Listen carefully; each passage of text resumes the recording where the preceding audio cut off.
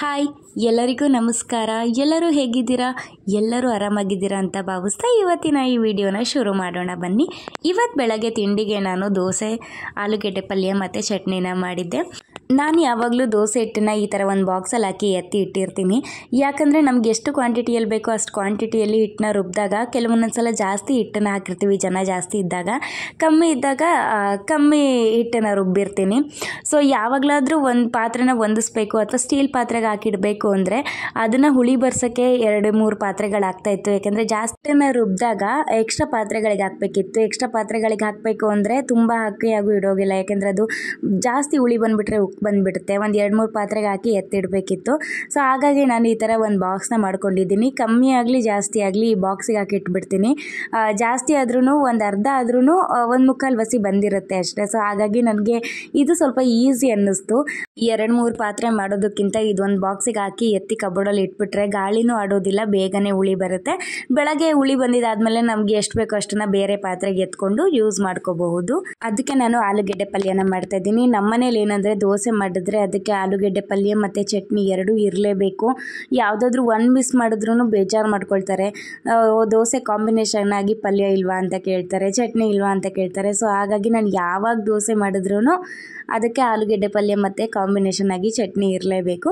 So ಇವಾಗ ನಾನು ಆಲೂಗೆಡ್ಡೆನೆಲ್ಲ ನೀಟಾಗಿ ತೊಳ್ಕೊಂಡು ಒಂದು ಕುಕ್ಕರಲ್ಲಿ ಒಂದು ಆಲೂಗೆಡ್ಡೆನ 4 ಭಾಗಾಗಿ ಕಟ್ ಮಾಡಿ ಅದನ್ನು ಬೇಯಕ್ಕೆ ಇಟ್ಕೊಳ್ತಾ ಇದ್ದೀನಿ. ಬೇಯಕ್ಕೆ ಎಷ್ಟು ಬೇಕೋ ಅಷ್ಟು ನೀರು ಹಾಕ್ಬಿಟ್ಟು ಅದಕ್ಕೆ ರುಚಿಗೆ ತಕ್ಕಷ್ಟು ಉಪ್ಪನ್ನ ಹಾಕಿ ಲಿಡ್ನ ಕ್ಲೋಸ್ ಮಾಡಿ ಒಂದು 3 ವಿಷಲ್ ತೆಗೆಸಿದ್ರೆ ಸಾಕಾಗತ್ತೆ, ಆರಾಮಾಗಿ ಬೆಂದ್ಕೊಂಡಿರುತ್ತೆ. ಗೆಡ್ಡೆ ಎಲ್ಲ ಬೇಯಕ್ಕೆ ಇಟ್ಟಿದ್ದಾದಮೇಲೆ ನಾನು ಈ ಕಡೆ ಚಟ್ನಿಗೆ ರುಬ್ಕೋತಾ ಇದ್ದೀನಿ. ಚಟ್ನಿಗೆ ಹಸಿಮೆಣಸಿನ್ಕಾಯಿ, ಹುರ್ಗಡ್ಲೆ, ಸ್ವಲ್ಪ ಹುಣಸೆ ಹಣ್ಣು, ಹಸಿಮೆಣಸಿನ್ಕಾಯಿ, ಬೆಳ್ಳುಳ್ಳಿ, ಕಾಯಿ ತುರಿನ ಹಾಕ್ಬಿಟ್ಟು ಸ್ವಲ್ಪ ರುಚಿಗೆ ತಕ್ಕಷ್ಟು ಉಪ್ಪನ್ನ ಹಾಕಿ ರುಬ್ಕೊಂಡ್ರೆ ಆಯಿತು. ನನಗೆ ರುಬ್ಬೇಕಾದ್ರೆ ಪುದೀನ ಮತ್ತು ಕೊತ್ತಂಬರಿ ಹಾಕೋದು ಮರ್ತೋಗ್ಬಿಟ್ಟಿತ್ತು. ಸೊ ಅರ್ಧ ರುಬ್ತಾ ಇದ್ದೆ, ಅಷ್ಟೊತ್ತಿಗೆ ಮತ್ತೆ ನೆನಪಾಯಿತು ಕೊತ್ತಂಬರಿ ಹಾಕಿಲ್ಲ ಅಂತ. ಸೊ ಹಾಗಾಗಿ ಮತ್ತೆ ಅದನ್ನು ಓಪನ್ ಮಾಡಿಬಿಟ್ಟು ಅದಕ್ಕೆ ಸ್ವಲ್ಪ ಕೊತ್ತಂಬರಿ ಮತ್ತು ಪುದೀನನ ಬೆರೆಸಿ ಮತ್ತೆ ರುಬ್ಕೋತಾ ಇದ್ದೀನಿ. ಇದು ಎರಡು ಹಾಕಿದ್ರೆ ಚಟ್ನಿ ಕೂಡ ತುಂಬ ಚೆನ್ನಾಗಿ ಟೇಸ್ಟ್ ಬರುತ್ತೆ. ಸೊ ಹಾಗಾಗಿ ಅದನ್ನು ಮಿಸ್ ಮಾಡಬೇಡಿ, ಹಾಕಿ ನೋಡಿ. ಇವಾಗ ಆಲೂಗೆಡ್ಡೆ ಪಲ್ಯಕ್ಕೂ ರೆಡಿ ಮಾಡ್ಕೋತಾ ಇದ್ದೀನಿ. ಆಲೂಗೆಡ್ಡೆ ಪಲ್ಯಕ್ಕೆ ಈರುಳ್ಳಿನೆಲ್ಲ ತೊಗೊಂಡು ಹಸಿಮೆಣಸಿನ್ಕಾಯಿನೆಲ್ಲ ಹೆಚ್ಚಿ ಕಟ್ ಮಾಡಿ ಎತ್ತಿಡ್ಕೋತಾ ಇದ್ದೀನಿ. ನಾವು ಈ ಥರ ಹಿಂದಿನಗಡೆನೇ ಕೆಲಸ ಮಾಡೋದ್ರಿಂದ ಕೆಲಸ ಕೂಡ ಬೇಗ ಆಗುತ್ತೆ.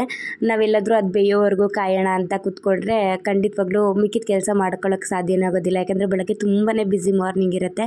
ಸೊ ಹಾಗಾಗಿ ಚಟ್ನಿ ಮಾಡಿಟ್ಟಿದ್ದಾದಮೇಲೆ ಅದನ್ನು ಬೇಯ್ಕೊಳ್ಳೋ ಅಷ್ಟರಲ್ಲಿ, ಅದು ತಣ್ಣಗಾಗೋ ಅಷ್ಟರಲ್ಲಿ ಆಲೂಗೆಡ್ಡೆ ಪಲ್ಯಕ್ಕೆ ಏನೇನು ಬೇಕು ಅದನ್ನೆಲ್ಲ ಕಟ್ ಮಾಡಿ ಇಟ್ಕೊಂಡ್ರೆ ಆಲೂಗೆಡ್ಡೆ ಬೆಂದ ತಕ್ಷಣ ಅದ್ರ ಸಿಪ್ಪೆ ತೆಗೆದ್ಬಿಟ್ಟು ಸ್ಮ್ಯಾಶ್ ಮಾಡಿಬಿಟ್ಟು ಅದಕ್ಕೆ ಒಗ್ಗರಣೆ ಕೊಡೋಕ್ಕೆ ಈಸಿ ಆಗುತ್ತೆ ಅಂತ ಈರುಳ್ಳಿನೆಲ್ಲ ಕಟ್ ಮಾಡಿ ಎತ್ತಿಟ್ಕೋತಾ ಇದ್ದೀನಿ.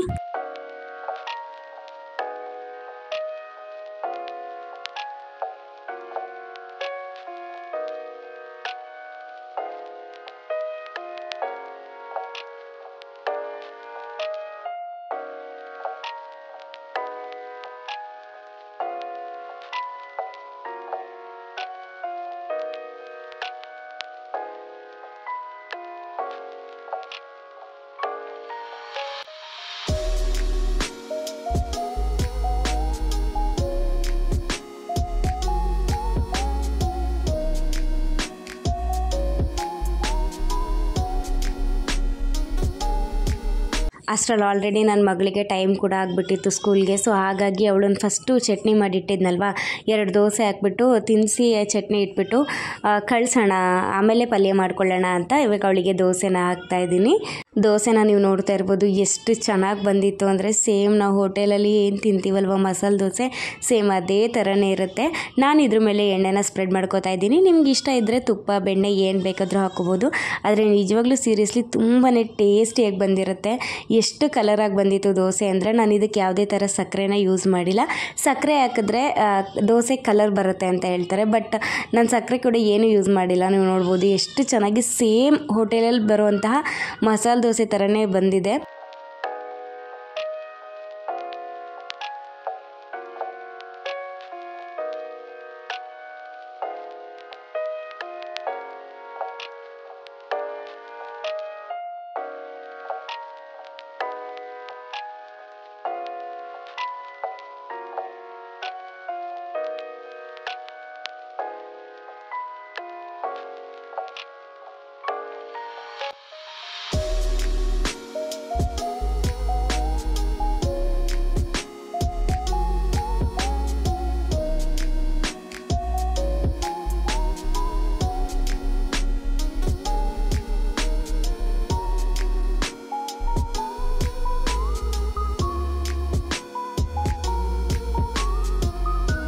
ದೋಸೆ ಎಲ್ಲ ನನ್ನ ಮಗಳಿಗೆ ಹಾಕ್ಕೊಟ್ಬಿಟ್ಟು ಅವಳಿಗೆ ತಿನ್ನಿಸ್ಬಿಟ್ಟು ಅವಳಿಗೆ ಬಾಕ್ಸಿಗೂ ಹಾಕಿ ಅದನ್ನು ರೆಡಿ ಮಾಡಿ ಅವಳನ್ನ ಸ್ಕೂಲಿಗೆ ಬಿಟ್ಟು ಬಂದಿದ್ದಾದಮೇಲೆ ಅಷ್ಟರಲ್ಲಿ ಆಲ್ರೆಡಿ ಆಲೂಗೆಡ್ಡೆ ಎಲ್ಲ ಚೆನ್ನಾಗಿ ಬೆಂದ್ಕೊಂಡು ಅದರ ನೀರನ್ನೆಲ್ಲ ಹೊರಗಡೆ ಎತ್ತಿದ್ದೆ.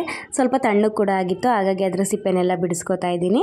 ಕೆಲವೊಂದೊಂದು ಸಲ ಹೀಗೆ ಆಗುತ್ತೆ, ಎಷ್ಟು ಫಾಸ್ಟಾಗಿ ಕೆಲಸ ಮಾಡ್ಕೋಬೇಕು ಅಂದ್ಕೊಂಡ್ರು ಕೆಲವೊಂದೊಂದು ಸತಿ ಮುಗಿಯೋದೇ ಇಲ್ಲ. ನೋಡಿ ಇವತ್ತು ಚಟ್ನಿ ಮಾಡಿದೆ, ಆದರೆ ನನ್ನ ಮಗಳಿಗೆ ಪಲ್ಯನ ಕೊಡೋಕ್ಕಾಗಲೇ ಇಲ್ಲ. ಸೊ ನಮ್ಮನೆಯವ್ರು ಇನ್ನೂ ಡ್ಯೂಟಿಗೆ ಹೋಗಿರಲಿಲ್ಲ, ಲೇಟಾಗಿ ಹೋಗ್ತೀನಿ ಅಂದಿದ್ರು. ಸೊ ಅವ್ರಿಗಾದ್ರೂ ಅಟ್ಲೀಸ್ಟ್ ಪಲ್ಯ ಮಾಡಿ ಕೊಟ್ಟು ಕಳ್ಸೋಣ ಅಂತ ಹೇಳ್ಬಿಟ್ಟು ಫಾಸ್ಟಾಗಿ ಪಲ್ಯ ಕೂಡ ರೆಡಿ ಮಾಡ್ಕೋತಾ ಇದ್ದೀನಿ. ಆಲೂಗೆಡ್ಡೆ ಸಿಪ್ಪೆನೆಲ್ಲ ತೆಕ್ಕೋತಾ ಇದ್ದೀನಿ. ನಾವು ಈ ಥರ ದೊಡ್ಡದಾಗಿ ಆಲೂಗೆಡ್ಡೆನ ಕಟ್ ಮಾಡಿ ಹಾಕ್ಕೊಂಡ್ರೆ ಬೇಗನೂ ಬೇಯುತ್ತೆ. ನಾವು ಉಂಡೆ ಆಲೂಗೆಡ್ಡೆನ ಹಾಕಿ ಹೋಲಾಗಿ ಬೇಯಿಸ್ಕೊಂಡ್ರೆ ಬೇಯೋದು ಸ್ವಲ್ಪ ಲೇಟ್ ಆಗುತ್ತೆ. ಮತ್ತು ಒಂದೊಂದು ಆಲೂಗೆಡ್ಡೆಗಳು ತುಂಬ ಗಟ್ಟಿಗಿರುತ್ತೆ, ಮಧ್ಯದಲ್ಲಿ ಬೆಂದ್ಕೊಂಡೇ ಇರಲ್ಲ.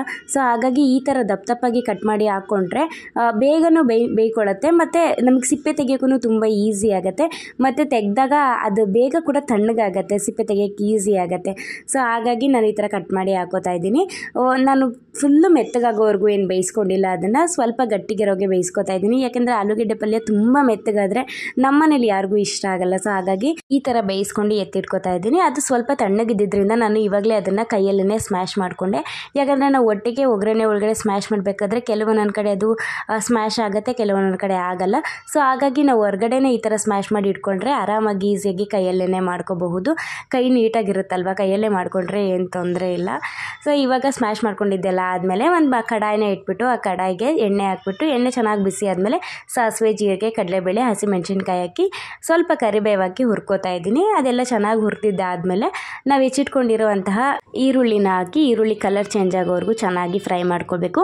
ಈರುಳ್ಳಿ ಬೇಗ ಕಲರ್ ಚೇಂಜ್ ಆಗಬೇಕು ಅಥವಾ ಮೆತ್ತಗಾಗಬೇಕು ಅಂದರೆ ಅದಕ್ಕೆ ನಾವು ಸ್ವಲ್ಪ ಪುಡಿ ಉಪ್ಪನ್ನ ಹಾಕಿದ್ರೆ ಬೇಗ ಕಲರ್ ಚೇಂಜ್ ಆಗುತ್ತೆ, ಮೆತ್ತ ಕೂಡ ಆಗುತ್ತೆ. ನೀವು ಉಪ್ಪು ಹಾಕಬೇಕಾದ್ರೆ ನೋಡಿ ಹಾಕ್ಕೊಳ್ಳಿ, ಯಾಕೆಂದರೆ ನಾವು ಆಲೂಗೆಡ್ಡೆ ಬೇಯಬೇಕಾದ್ರೂ ಕೂಡ ಉಪ್ಪನ್ನ ಹಾಕಿರ್ತೀವಿ. ಈ ಟೈಮಲ್ಲಿ ನಾವು ಉಪ್ಪು ಜಾಸ್ತಿ ಹಾಕಿದ್ರೆ ಪಲ್ಯಕ್ಕೆ ಉಪ್ಪು ಜಾಸ್ತಿ ಆಗೋ ಚಾನ್ಸಸ್ ಜಾಸ್ತಿ ಇರುತ್ತೆ. ಹಾಗಾಗಿ ನೋಡಿಕೊಂಡು ಎಷ್ಟು ಬೇಕೋ ಅಷ್ಟು ಉಪ್ಪನ್ನ ಹಾಕೋಬೋದು. ಈರುಳ್ಳಿ ಸ್ವಲ್ಪ ಮೆತ್ತಗಾಗಿದ್ದಾದಮೇಲೆ ನಾನು ಅದಕ್ಕೆ ಅರಿಶಿನ ಪುಡಿ ಮತ್ತು ಹಸಿ ತೆಂಗಿನ ತುರಿ ಎರಡನ್ನೂ ಹಾಕ್ತಾಯಿದ್ದೀನಿ. ಹಸಿ ತೆಂಗಿನ ತುರಿ ಹಾಕಿದ್ರೆ ಸೀರಿಯಸ್ಲಿ ಪಲ್ಯ ಮಾತ್ರ ತುಂಬಾ ಟೇಸ್ಟಿಯಾಗಿ ಸಖತ್ತಾಗಿ ಬಂದಿರುತ್ತೆ. ನೀವೊಂದ್ಸಲ ಈ ಥರ ಟ್ರೈ ಮಾಡಿ ನೋಡಿ. ಹಸಿ ತೆಂಗಿನ ತುರಿ ಹಾಕೋದ್ರಿಂದ ಅದು ಬಾಯಿಗೆ ಮಧ್ಯದಲ್ಲಿ ಸಿಗ್ತಾ ಇರುತ್ತಲ್ವ, ಟೇಸ್ಟ್ ಕೂಡ ಸೂಪರಾಗಿರುತ್ತೆ. ಇವಾಗ ಅದನ್ನೆಲ್ಲ ಎಣ್ಣೆಯಲ್ಲಿ ಚೆನ್ನಾಗಿ ಫ್ರೈ ಮಾಡ್ಕೊಂಡಿದ್ದಾದಮೇಲೆ ನಾವು ಸ್ಮ್ಯಾಶ್ ಮಾಡಿ ಇಟ್ಕೊಂಡಿರೋಂತಹ ಆಲೂಗೆಡ್ಡೆ ಮತ್ತು ಸ್ವಲ್ಪ ಕೊತ್ತಂಬರಿ ಸೊಪ್ಪನ್ನ ಕಟ್ ಮಾಡಿ ಒಂದು ಒಳ್ಳೆ ಮಿಕ್ಸ್ ಕೊಟ್ಟರೆ ಸಖತ್ತಾಗಿ ಟೇಸ್ಟಿಯಾಗಿ ಯಮ್ಮಿಯಾಗಿರುವಂತಹ ಆಲೂಗೆಡ್ಡೆ ಪಲ್ಯ ರೆಡಿ ಆಗುತ್ತೆ. ನಿಮ್ಮೆಲ್ಲರಿಗೂ ಖಂಡಿತವಾಗ್ಲೂ ಇಷ್ಟ ಆಗುತ್ತೆ. ಈ ಮೆಥಡಲ್ಲಿ ಆಲೂಗೆಡ್ಡೆ ಪಲ್ಯನ ಒಂದ್ಸಲ ಟ್ರೈ ಮಾಡಿ ನೋಡಿ, ನಿಮಗೆ, ನಿಮ್ಮ ಮನೆಯವ್ರಿಗೆ ಎಲ್ಲರಿಗೂ ಇಷ್ಟ ಆಗುತ್ತೆ.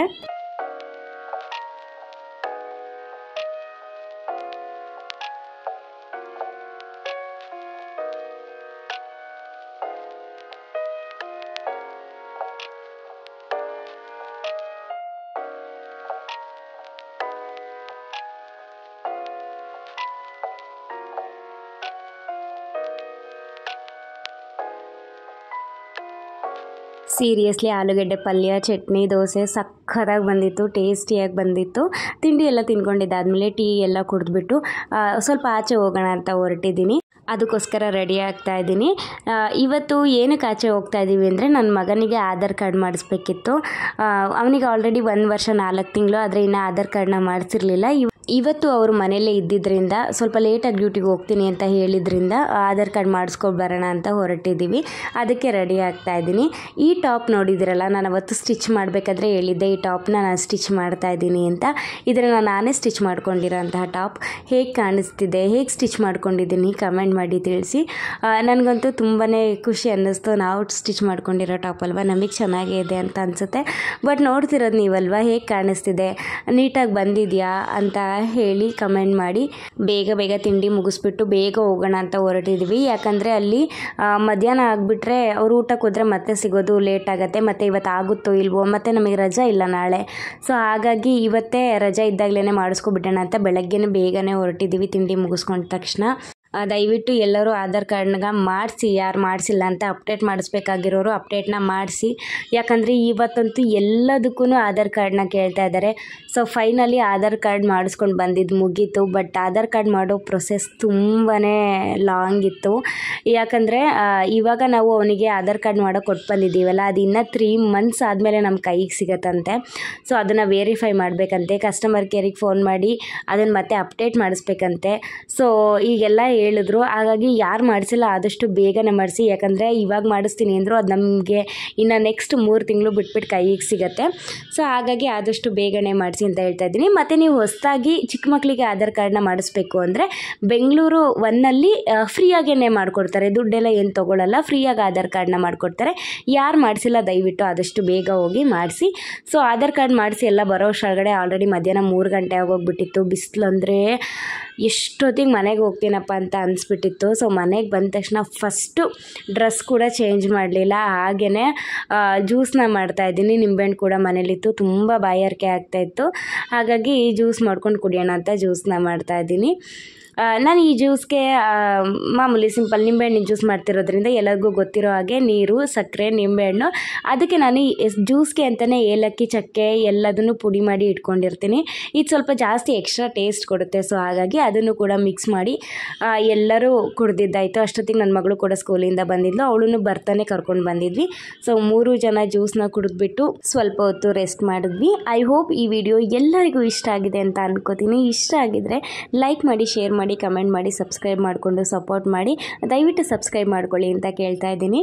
ಮುಂದಿನ ವಿಡಿಯೋದೊಂದಿಗೆ ಮತ್ತೆ ಸಿಗ್ತೀನಿ. ಅಲ್ಲಿವರೆಗೂ ಥ್ಯಾಂಕ್ ಯು. Bye bye.